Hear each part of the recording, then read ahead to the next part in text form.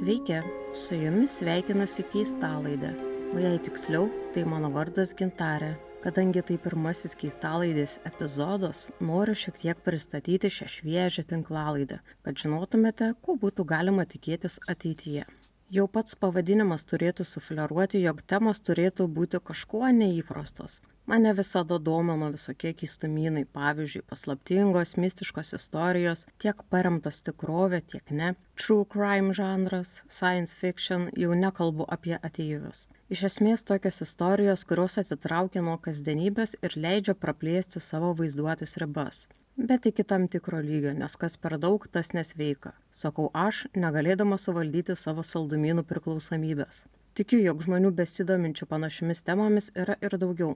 Todėl pagalvojau, jog būtų smagu susiburti bendruomenę, kurioje būtų panašiems dalykams prijaučiantys žmonės.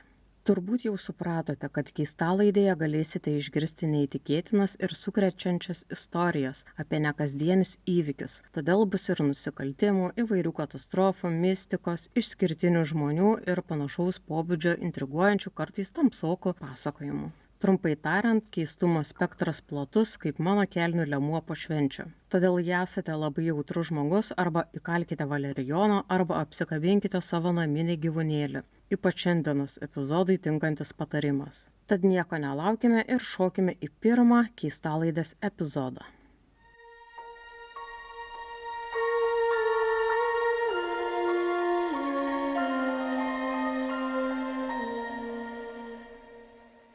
Slaptosios draugijos arba kuriai bendruomeniai norėtum priklausyti tu.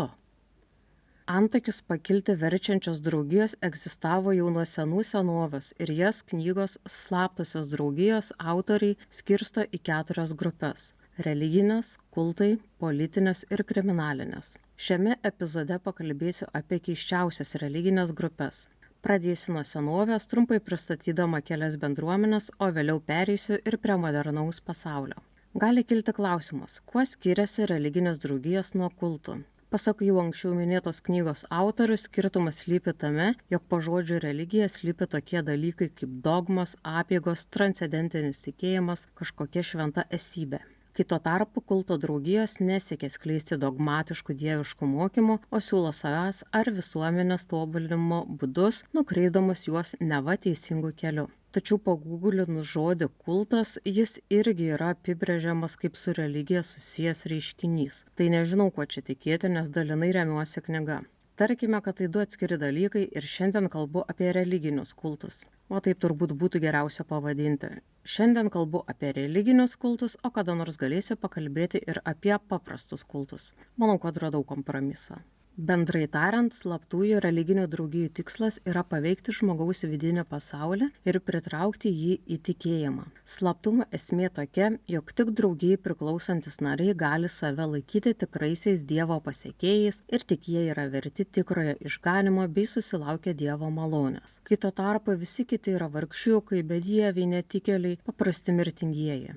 Yra sukuriamas didžiulės paslapties įvaizdis, neva ta paslaptis bus atskleista tik išrinktiesiems, priklausantiems tam tikrai sektai. Prie paslaptingumo galima pridėti ir ritualus bei apeigas, kurių pagalba stiprinamas narių ryšys ir tikėjimas. Visai kaip šuniukai išmokyti tarnauti davus jiems skanuką. Tampi jie maisto dievo. Seniausias religinės draugijos žinomas dar nuo Egipto piramidžių atsiradimo laikų, tačiau egiptologams sunku sužinoti daugiau konkretesnių faktų apie Egipte veikusių šventųjų bendrijų paslaptis, nes anie per daug gerai slėpėsi.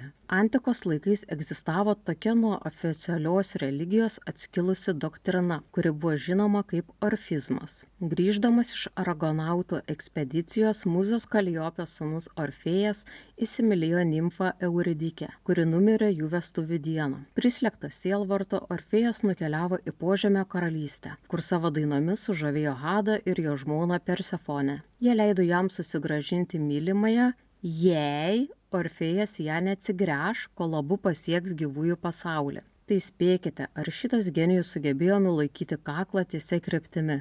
Atsigręžė. Taigi, perkreiptų kaklu, turbūt, jis pamišo iš praradimo skausmo ir prieš savo galą dar spėjo prikurti misterijų apie mirtį ir pasikeitimą po jos, remdamasi savo patirtimi. kažkuo panašu į šių dienų influencerius motivatorius. Šio mito pagrindu ir gimė orfizmas. Orfistai praktikavo nuolatinę arba labai griežtą askezę, visiškai draudžiančią gerti kraują ir valgyti mėsą. Orfistams taip pat nebuvo leidžiama dalyvauti religiniuose miesto ritualuose, kurių metu visada vykdavo kruvinos aukojimo ceremonijos ir iškilmės Olimpo dievams. Visi orfistai pasitraukdavo iš socialinio gyvenimo, siekdami kuo geriau apsivalyti ir atsikratyti gimimo nuodėmės. Aš tai vadinu eiliniu penktadieniu. Visiškai kitoks buvo graikų dievo Dioniso garbintojų požiūris. Jie taip nurautai keldavo orgijas, jog nevaržomose bachanalijose upeliais liejosi vynas.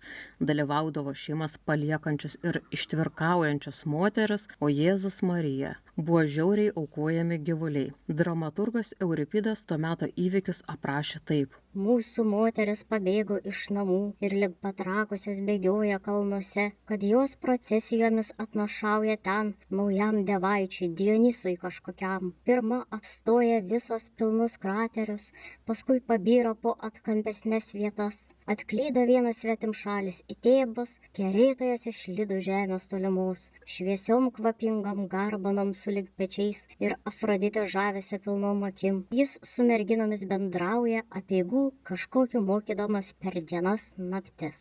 Panašu, kad Euripidas užpavydėjo moterims. Slaptose įšventinimo būreliuose pagrindinės dalyvės buvo būtent moteris, o Dionisas buvo suvokiamas kaip malonumą, išsivadavimą ir gerovę teikiantis dievas. Įšventinimo ceremonijose būdavo rodomi falo formos daiktai, šokama, plakama rykštėmis. Per tas bakchanalijų orgijas pašventintieji apsirengdavo laukinių gyvūnų kailiais, pasipuošdavo eglių ar gebenių vainikais ir kaip pamišę bėgdavo per kalnus medžioti laukinių gyvūnų. Ant tiek įsijausdavo, kad rydavo dar kraujuojant jų mėsą. Ekstaziški šokiai, dainos, besaikis vyno maukimas buvo pagrindiniai medžioklės ir kruvinos patos elementai. Įdomu, kaip toks vakarėlis atrodytų kur nors Labanoro girioje. Antikos pranašai ir žiniai.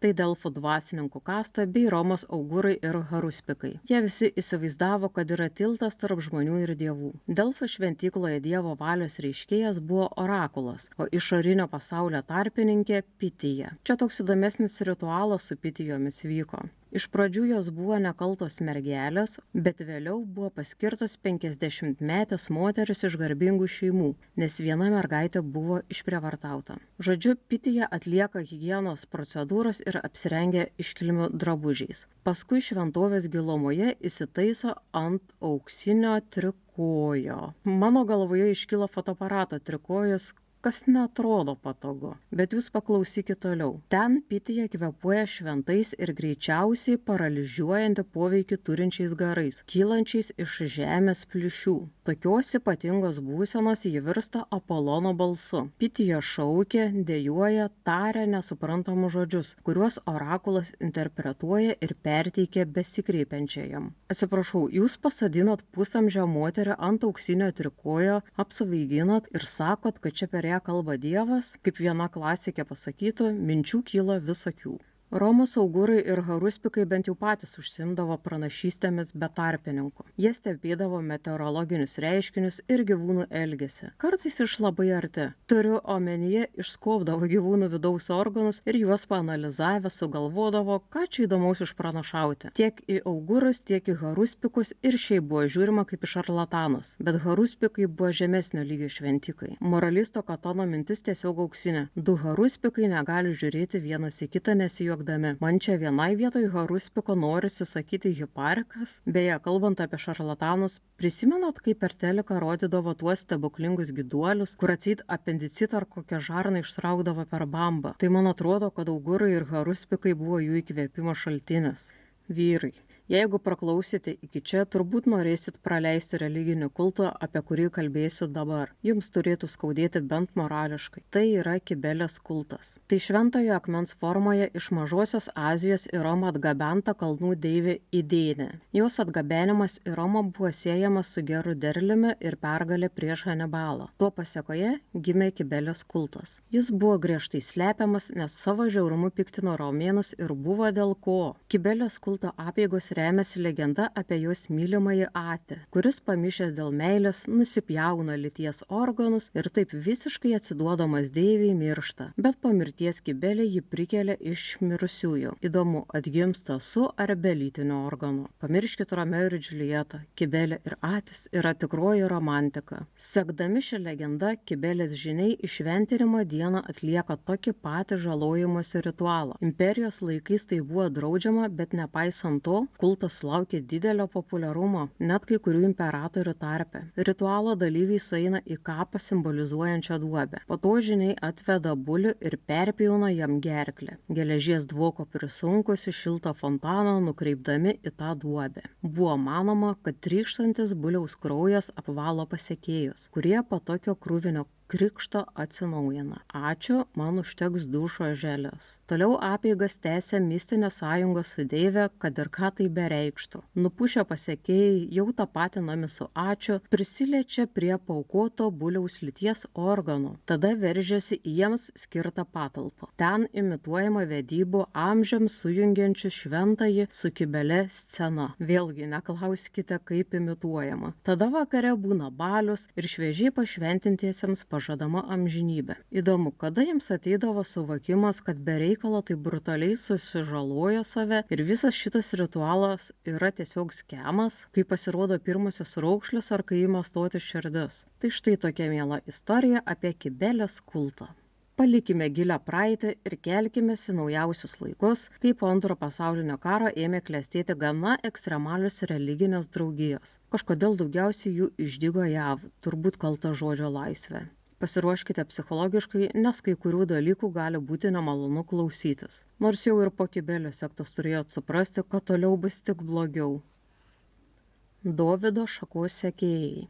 Originaliai įkūrėjų laikomas Viktor Hautev, bulgarų imigrantas JAV ir 7-osios dienos adventistų bažnyčios sekėjas. Jis parašė traktatų seriją pavadintą Piemens lazda, kurioje raginama reformuoti 7-osios dienos adventistų bažnyčią. Po to, kai adventistų lyderiai atmetė jo naujoviškas idėjas, Hautefas ir jo pasekėjai subūrė grupę, kuri vėliau tapo žinoma kaip Dovidiečiai. Kai kurie iš jų persikėlė į žemės plotą už Waco, Teksase ir į vakarus nuo jo, kur gyveno kaip bendruomenė. Hautefas save laikė pranašu, o jo sekta skelbė apie neišvengiamą apokalipsę ir skatino jai ruoštis. Po Hautefo mirties 1955 metais Dovydo organizacijos kontrolę perėmė jo žmona Florencija. Tais pačiais metais Benjaminas Rodenas, Hautefo pasekėjas, paskelbė jo manymu naują Dievo žinią ir parašė daugybę laiškų, pristatydamas juos Dovidiečiams. Jis pasirašė šiuos laiškus kaip šaka, angliškai The Branch, manydamas, kad Jėzus pasirinko naują vardą, jog atspindėtų naują jo darbo dangiškoje šventovėje etapą. Tie, kurie priėmė Rodeno mokymus, tapo žinomi kaip Dovydo šakos 7-osios dienos adventistai. Po to sekė konkurencija, kasgi čia valdys tuos Dovidiečius, Florencija ar Rodenas. Florencija tikėjo, kad yra pranašė ir paskelbė, jog 59 metais įvyks apokalipsė. Bet vienintelė apokalipsė, kuri įvyko tais metais, tai buvo David Koresh gimimas, kuris ateityje taps šios sektos lyderiu ir nusineš ją į kapus. Geriau pagalvojus, gal ir visai teisi buvo ta Florencija, savotiško apokalipsio Dovidiečiams. Kadangi jis stipriai sufeilino su savo pranašystė, tai nusprendė, kad jai gana ir pasipūstė padus. 81 metais Davidas Korešas, būdamas 22 metų, atvyksta pas Dovidiečius. Vienas fun fact. Davidas Korešas negimė su šiuo vardu ir pavardė. Jo tikrasis vardas buvo Vernon Wayne Howell. Taigi, kaip tikras sektantas fuckboyas, jis susikergė su Rodeno žmona Luiza, kuriai beje jau per 60 metų. Be to, kad užmezgė romaną su tuomečio lyderio žmona, Korešas sugalvojo, jog nori vaiko su Luiza, nes atseit tas vaikas bus The Chosen One, išrinktasis. Bet planas neišdegė, spėjo dėl menopauzės. Todėl pranašu automatiškai tapo ir sektą paveldėjo Rodenų sūnus Džordžas. Korešas pradėjo galios kovą su Džordžu, nes norėjo valdyti sektą ir jam visai neblogai sekėsi, nes įgijo daugumos lojalumą. Po ko Džordžas jį apkaltino sudeginus administracinį pastatą. Kur du, ten trečias nereikalingas, todėl dar kitas Dovidietis, Charlie Pace, susirinko šmutkės ir su maža grupelė Dovidiečių davidiečių išsikėlė į Alabamą. Prie to prisidėjo ir Džordžo musikavimas ginklų, kad Korešas išsineždintų iš davidiečių tuometinės gyvenamosios vietos. Bet Džordžas dėjo šachą ir matą, kai galinėjantis dėl valdovo pozicijos metė neprastą iššūkį Korešui prikelti iš mirusiųjų seniai palaidotą davidietę, kad įrodytų savo dvasinę viršenybę. Korešas, būdamas netoks jau durnas, išskundė policijai, kad Džordžas laisvalaikiu nepagarbiai elgėsi su lavonais ir savarankiškai juos ekshumuoja. Džordžas gynėsi, kad čia taip sutapo, nes neva perkelinėjo bendruomenės kapinaitės. Teismas Korešui pasakė, kad be įrodymų nieko nebus seniuk. Nesigilinant į tolimesnės tyrimo detalės ir Santa Barbaras, Korešui nepavyko legaliai atsikratyti Džordžo. Be kita ko, jie dar ir spėjo pasišaudyti. Galų gale Korešas tapo lyderiu, o apie jo išsidirbinėjimus prisidengiant religiją net nesinori šnekėti. Paminėsiu tik tiek, jog jis seksualiai išnaudoja sektos moteris. Jų vyrams liepė laikytis celibato, o pats sau leido su visomis daryti tai, ką nori. Turėjo ir krūvą nelegalių nuotakų. Dar prieš ateinant pas davidiečius, Korešas jau buvo pasižymėjęs kaip pedofilas, nes 15-metį užstatė vaiką, o po to įsikliopino 12-metę pastoriaus dukrą, kurią labai norėjo vesti, nes Dievas taip liepė. Už tokius bajerius pastorius išspyrė Korešą iš bendruomenės. Yra manoma, kad būdamas davidiečių lyderiu, Korešas susilaukė bent 15 vaikų. Šie dalykai bei kurjerio pačiulbėjimas policijai, kad Korešas užsisako daug įvairių ginklų, įskaitant krūvą granatų, privedė iki garsiojo Waco reido ir apsiausties, inicijuotos ATF – Alkoholio, tabako ir šaunamųjų ginklų biuras. Visa šita beprotybė prasidėjo 93 vasario 28 dieną ir baigėsi balandžio 19 dieną. Paskutinio šturmo metu visa davidiečių bendruomenės teritorija skendėjo liepsnose.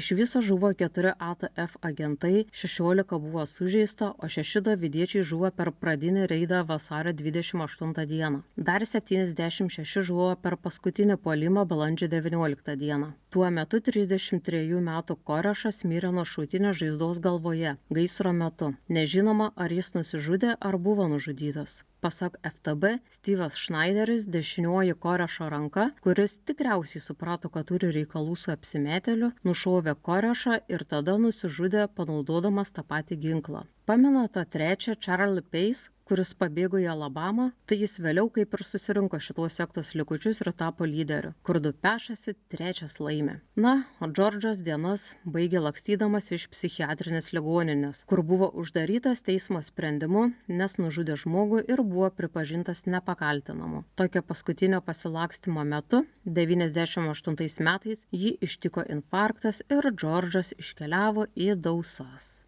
Visai kitokius skaičius mirčių totalizatoriuje rinko Jim Jones, įkūręs liaudies šventyklos sektą. Jis skleidė žinią, kuri sujungė krikščionybės elementus su komunistinė ir socialistinė ideologija, pabrėždama rasinę lygybę. O čia tai kažkas naujo. 1952 metais Jonesas tapo pastoriumi Somerset Southside metodistų bažnyčioje Indianapolyje, Indianos valstijoje. Tačiau vėliau paliko šią bažnyčią, nes ši neleido jam integruoti afroamerikiečių į savo kongregaciją. Todėl 54 metais jis įkūrė savo bažnyčią. Joneso šventi kabutėse išgydymai ir tariami aiškiaregiški apreiškimai pritraukė dvasingus žmones. Jis rengdavo pasirodymus, kurių metu neva įrodydavo savo antgamtinius talentus. Kaip ir buvo galima tikėtis, dėl rasinės lygybės idėjos daugumoje sektos narių sudarė juodaodžiai. Laikui einant, liaudies šventyklos nariams buvo keliami didesni suvaržymai.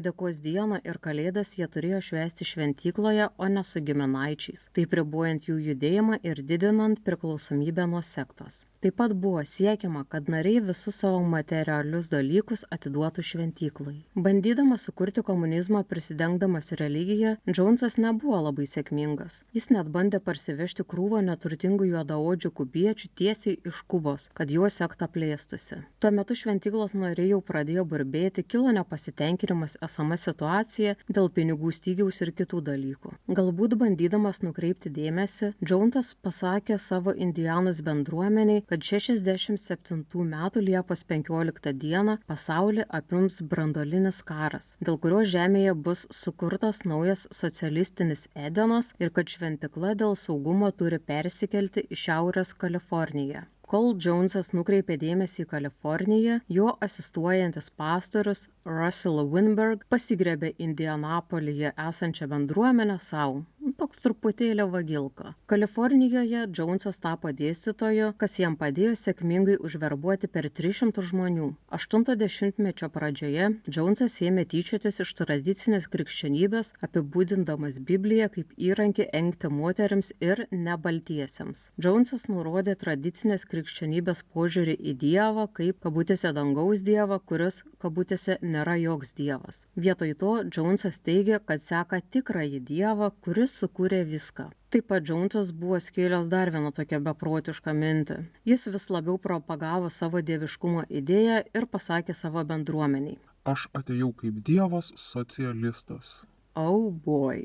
Būdamas Amerikoje, jis bijojo, kad jo polinkis į komunizmą taps viešu faktu. Persikėlęs į Kaliforniją, jis pradėjo vartoti narkotikus, dėl ko jo paranoja dar labiau padidėjo. Jonesas vis dažniau naudojo baimę, kad kontroliuotų ir manipuliuotų savo pasekėjais Kalifornijoje. Jonesas dažnai gąsdinančių tonų įspėdavo juos, kad neva yra priešas, norintis juos sunaikinti. To priešo tapatybė laikui bėgant keitėsi nuo Ku Klux Klano iki nacių, netašytų kaimiečių rednekų ir galiausiai Amerikos vyriausybės. Turbūt pasirinkdavo pagal mėnulio fazę. Jis dažnai pranašaudavo, kad gaisrai, automobilių avarijos, mirtis ar sužalojimai užklups kiekvieną neištikimą jam ir jo mokymams. Nariai prisijungę prie liaudies šventyklos turėjo atiduoti visą savo turtą mainais į nemokamą kambarį ir maitinimą. Daugelis pasekėjų, dirbančių šventyklos ribų, taip pat privalėjo visas savo pajamas panaudoti bendruomenės labui. Jonesas nurodė jų grupėms dirbti su įvairiais projektais, kad gautų pajamų šventyklai ir Redwood slėnyje įkūrė ūkį, kad turėtų kur užsiauginti maisto.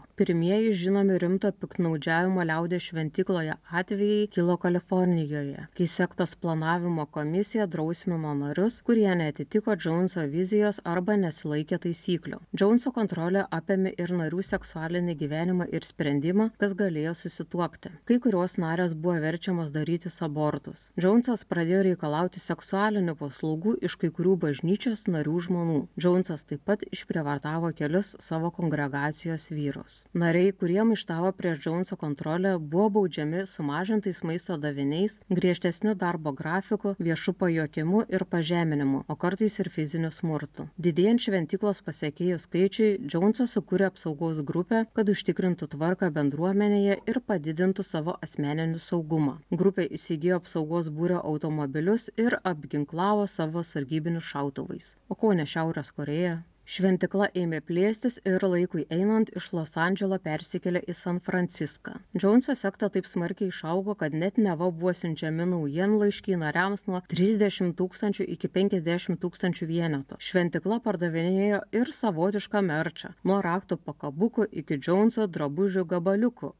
Nepaisant perdėtų teiginių, kad šventykla turėjo 20 000 ar daugiau pasekėjų, vienas šaltinis teigia, kad didžiausias faktinis registruotų narių skaičius buvo apie 3 000. Tačiau 5 000 atskirų narystės kortelių nuotraukų buvo rastas šventyklos įrašuose po jos iširimo. Nepaisant tikrųjų oficialios narystės skaičių, šventykla reguliariai pritraukdavo apie 3 000 žmonių į savo San Francisco pamaldas. Persikėlęs į San Franciską, Jonesas leido savo viešai pripažinti, kad yra ateistas. Ko gero jautėsi itin galingu, nes jis siejo ryšiai ir su įtakingais politikais, kurie buvo jo užnugariu. Taip sakant, pasileido plaukus. 74 metais liaudies šventykla išsinuomavo žemę Gujanoje, Brazilijoje, kurią neformaliai bendruomenė vadino Jonestown. Jonesas Jonestowną laikė socialistiniu rojumi ir prieglauda nuo nepageidaujamo žiniasklaidos dėmesio, kurio jis susilaukdavo vis daugiau, sklindant kalboms apie nederamą elgesį jo religinėme kulte. 78 metų lapkričio 17 dieną Leo Ryanas, kuris tyrė pareiškimus dėl piktnaudžiavimo šventykloje, apsilankė Jonestowne. Jo vizito metu kai kurie šventyklos nariai išreiškė norą išvykti su juo, o lapkričio 18 dieną kai kurie iš jų nuvažiavo su Ryanu į vietinę Port Kaitumo aerodromą. Ten juos sustabdė šventyklos apsaugos darbuotojai, kurie pradėjo šaudyti į grupę, nužudydami Ryaną, 3 žurnalistus ir vieną iš perbėgėlių, taip pat sužeisdami dar 9. Ta vakarą, turbūt su stipriu smegenų uždegimu, Džounsas įsakė savo bendruomeniai išgerti vynuogių skonių limonado ir susmulkinto cianido mišinį. Po priverstinės mirtino kokteilio degustacijos iš viso mirė 918 žmonių, iš jų 276 vaikai. Kai kurie nariai priešinosi, kabutėse, revoliuciniai savižudybei, todėl jiems buvo suleistos mirtinos cianido dozės, įskaitant kūdikius. Kiti laimingieji išgyveno todėl, kad bėgo per džiunglės. Tai buvo didžiausias pavienis amerikiečių civilių gyvybių praradimas per tyčinį veiksmą iki rugsėjo 11-osios. Geografiniam paįvairinimui kelkimės į Japoniją.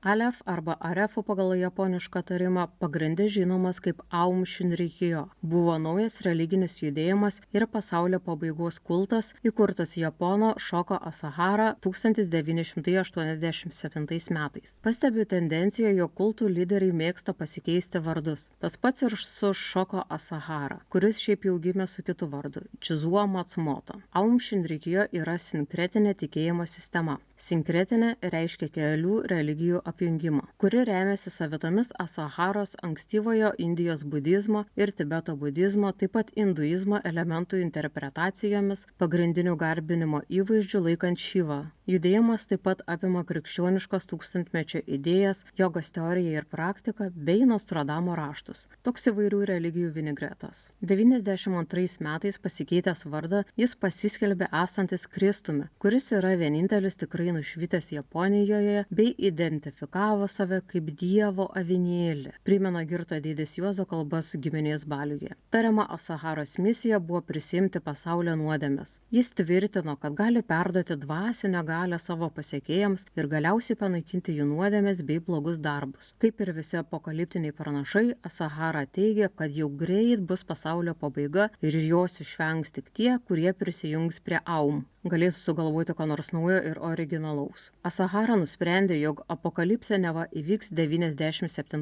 metais, o jos kaltininkė bus JAV, kuris sukels trečiąjį pasaulinį karą. Arturas Goldwagas, knygos apie sąmokslus ir slaptąsias draugijas autorius, apibūdina Asaharą kaip žmogų, kuriam įtakos turėjo konspiraciniai raštai apie žydus, masonus ir britų karališkąją šeimą. Visiška klasika, kuri nemari ir šiandien, dėja. Aum judėjimas prasidėjo kaip jogos ir meditacijos užsiėmimai ir sparčiai augo, įtraukdamas gana didelį skaičių žmonių, baigusių prestižinius universitetus, todėl buvo mėgstama sakyti, jog tai religija skirta elitui. Nors Aum kultas nuo pat pradžių Japonijoje buvo vertinamas prieštaringai, iš pradžių šis tikėjimas nebuvo siejamas su sunkiais nusikaltimais. Būtent tuo laikotarpiu Asahara buvo apsėstas Biblijos pranašysčių.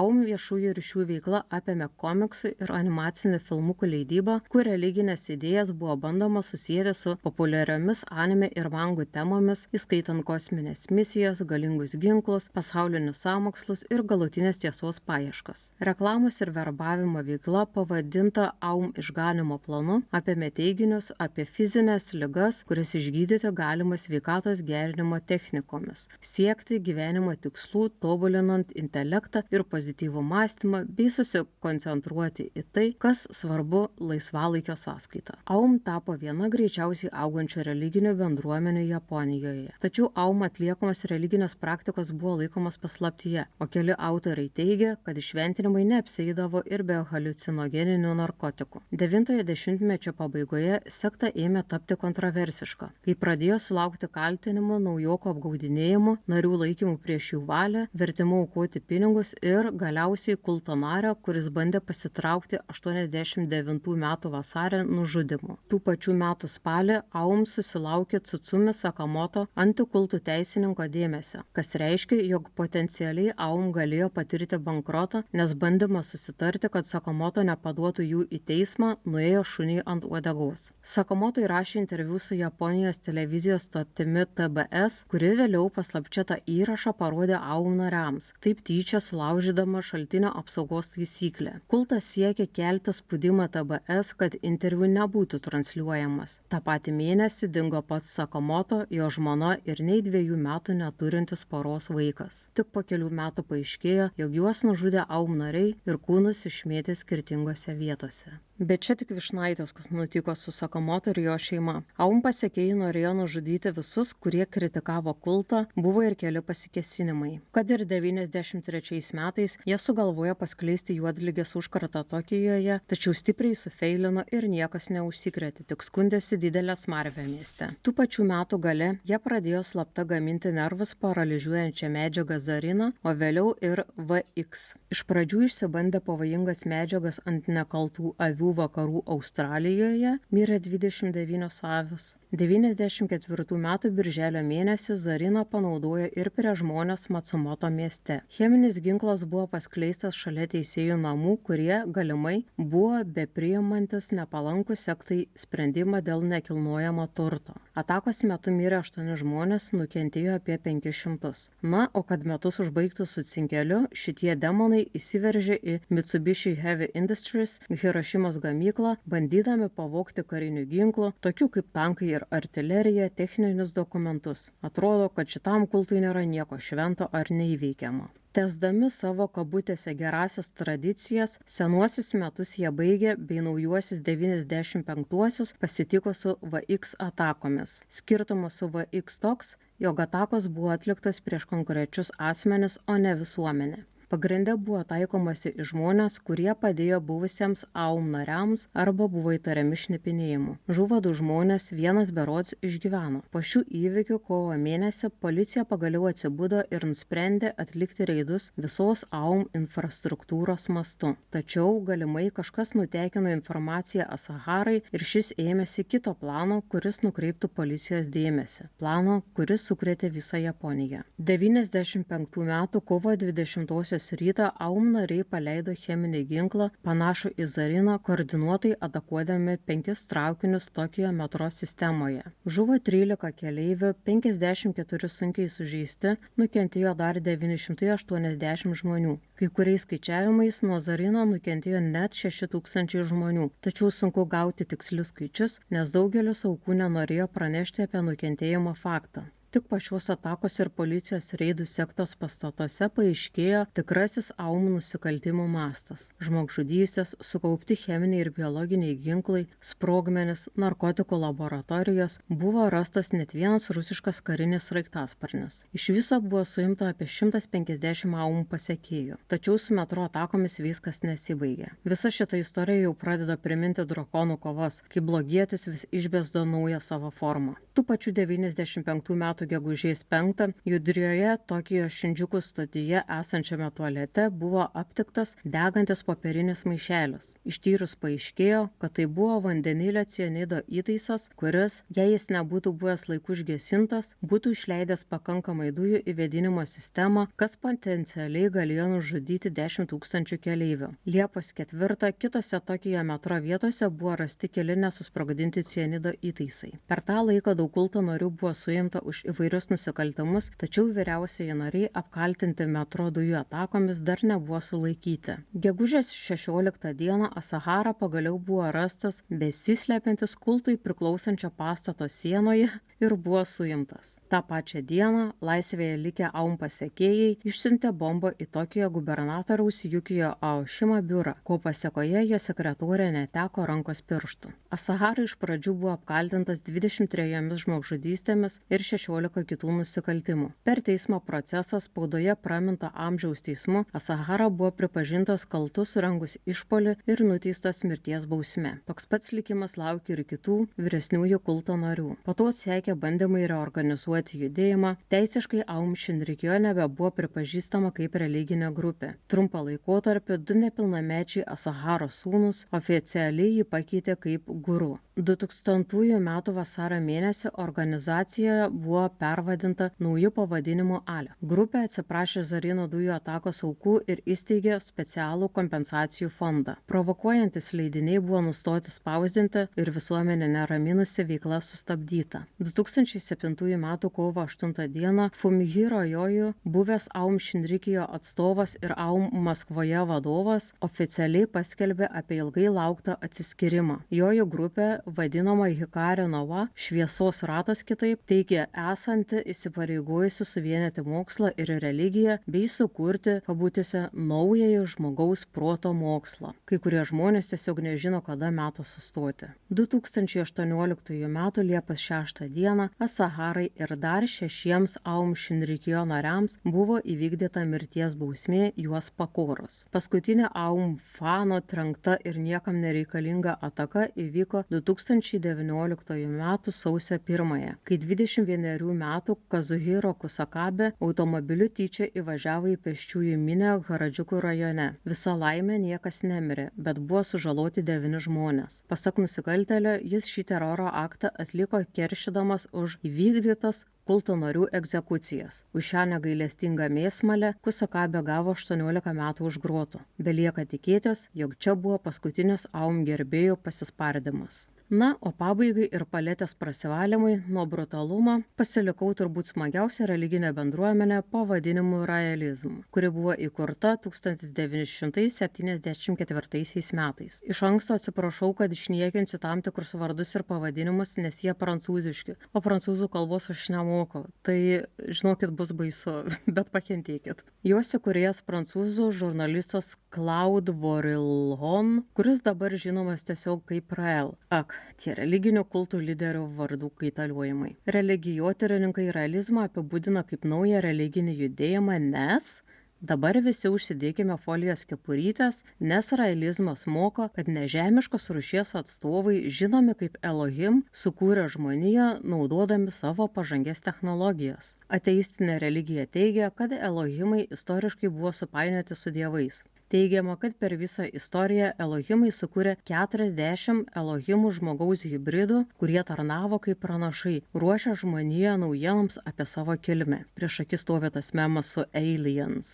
Tai pasak Raelio, tie Elohimų žmonių hibridai yra Buda, Jėzus, Mohamedas ir patsai Raelis, neva 40 ir paskutinis pranašas. Raelistai mano, kad po Hirošimos atominio subombardavimo 45 metais žmonija įžengė į apokalipsės amžių, kuriame grėsia branduolinis sunaikinimas. Pasak jų, žmonija turi rasti būdą, kaip panaudoti naują mokslo ir technologijų plėtrą taikiems tikslams. O kai tai bus pasiekta, Elohimai grįš į žemę, kad pasidalintų savo technologijomis su žmonija ir sukurs utopiją. Šiuo tikslu raeliečiai siekia pastatyti Elohim ambasadą, kurioje būtų įrengta jų erdvėlaivio nusileidimo aikštelė. Jie kreipėsi į įvairias šalis, bet visos tos šalis atmetė šią idėją ir nesuteikė tam vietos. Surprise, surprise. Raeliečiai kasdien medituoja, tikisi fizinio nemirtingumo per žmonių klonavimą ir propaguoja liberalią etinę sistemą, daug dėmesio skiriant seksualiniams eksperimentams.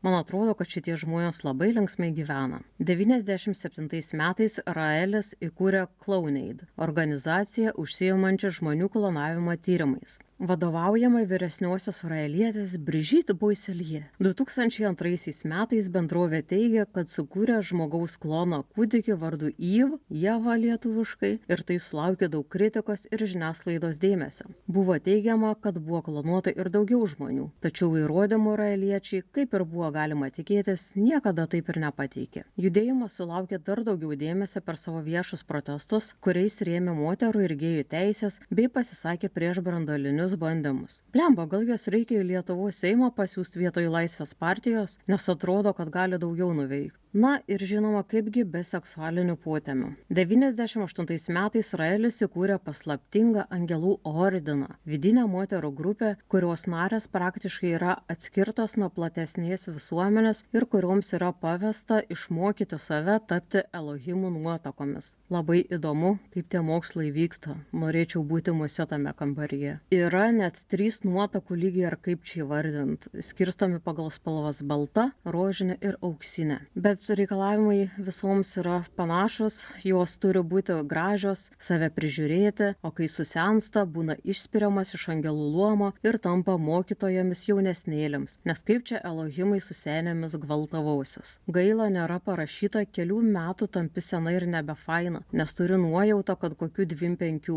Ypač turint omeny, kad Raelis, būdamas prisirpęs diedas, buvo vedęs 16-metę neva dėl patogumo, kad nekiltų problemų muitinėse keliauti. keliaujant. Kas skamba labai ironiškai, nes pats Raelis yra prieš santuoką ir bet kokius suvaržymus. Poligamijos fanas, kuris buvo vedęs net 3 kartus. Lyg angelų ordino nepakaktų, buvo įkurta dar viena moterų grupelė, krypi pavadinimu Raelio merginos. Grupę sudaro sekso industrijoje dirbančios moteris. Jų paskirtis teigiamai nušviesti moterų teisę į seksualinį malonumą ir paremti moteris dirbančias sekso industrijoje, kas šiaip skambėtų visai puikiai, jei ne tas krypi kulto vaibas. Dar vienas iš įdomesnių faktų - 2000 metais raeliečiai įkūrė No Pedo grupę, kovojančią su pedofilija. Ši organizacija yra prieš pedofiliją, prievartavimus bei incestą. Mus smagu, kad turi bent kažkokias seksualinės ribas. Raelizmas yra turbūt didžiausia egzistuojanti NSO paremta religija, o 2000-ųjų viduryje religijotyrininkas Andrėsas Grunšlobas ar kažkaip panašiai pavadino ją viena iš labiausiai konsoliduotų NSO grupių veikiančių tarptautiniu mastu šiandien. Taip, pasirodo, NSO kultų yra ir daugiau. Viena jų itin liūdnai pagarsėjusi Heaven's Gate, kurios nariai įvykdė masinę savižudybę, tikėdami, kad taip transformuosis į nežemiškos būtybės. Masinės savižudybės metu mirė 39 žmonės. Grįžtant prie raelizmo, šis tikėjimas atmeta antgamtinių dalykų egzistavimą, pritardamas ateizmui ir atmesdamas idėją, kad dievai egzistuoja. Raelis tradicinė religija apibūdina kaip neracionalią ir nemokslišką, savo alternatyvą pateikdamas kaip filosofiją,